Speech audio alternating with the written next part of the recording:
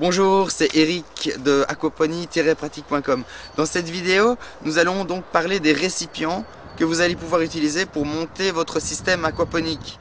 Que ce soit pour les bassins de poissons ou les bassins de culture, ou bacs de culture, ou lits de culture, on les appelle comme on veut. Donc c'est possible de monter votre système aquaponique avec à peu près n'importe quel contenant que vous pourriez trouver facilement ou pas cher. À condition bien sûr que ces contenants puissent servir à des fins alimentaires. Alors, vous pouvez acheter du neuf ou du recyclé. Si vous choisissez le neuf, tout de suite vous partez dans des prix beaucoup plus chers. Par exemple, il y a les cuves qui sont destinées à la pisciculture. Eh bien, le premier prix est tout de suite à plusieurs centaines d'euros pour un bassin. Donc l'avantage avec ces cuves-là, bien sûr, à ce prix-là, c'est qu'elles vont vous apporter une finition parfaite, ce sera vraiment tout propre, bien net dès le départ, alors qu'avec les cuves de recyclage IBC dont je vais parler dans un instant, vous devrez peut-être un petit peu habiller les cuves pour qu'elles soient un petit peu plus jolies. Maintenant, quand on débute, moi je pense que c'est mieux de commencer par des cuves recyclées. Alors, cela dépend bien sûr de la taille de votre installation, mais il faut savoir que plus il y aura d'eau dans votre système aquaponique, plus il sera stable. Donc, pour les débutants, c'est beaucoup mieux de commencer plutôt avec une grosse cuve de 1000 litres qu'avec un petit aquarium. Ce sera beaucoup plus facile. Si vous faites des erreurs, le système pourra supporter peut-être l'erreur que dans un aquarium, si vous faites une mini erreur, tous vos poissons peuvent mourir. C'est souvent possible de trouver des bidons de 200 ou 300 litres en plastique polyéthylène, ou alors ces fameuses cuves IBC dont je vous parlais, de 1000 litres qui sont à mes yeux le plus simple et en plus c'est un bon volume pour un débutant.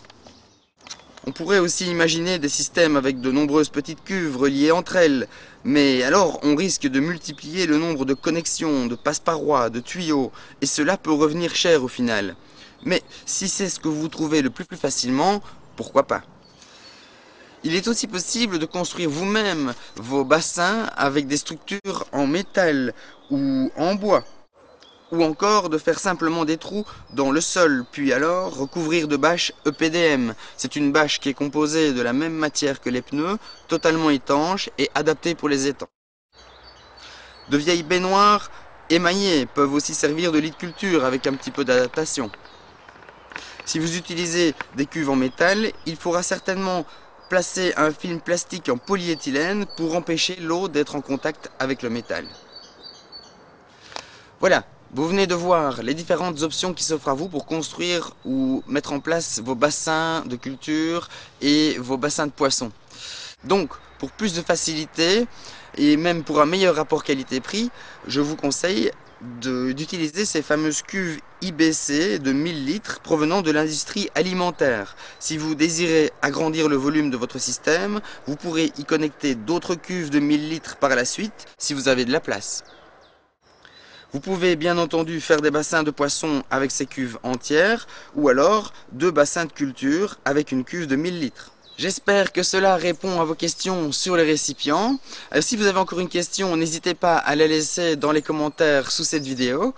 Et on se retrouve alors pour la suite de ces leçons sur aquaponie-pratique.com.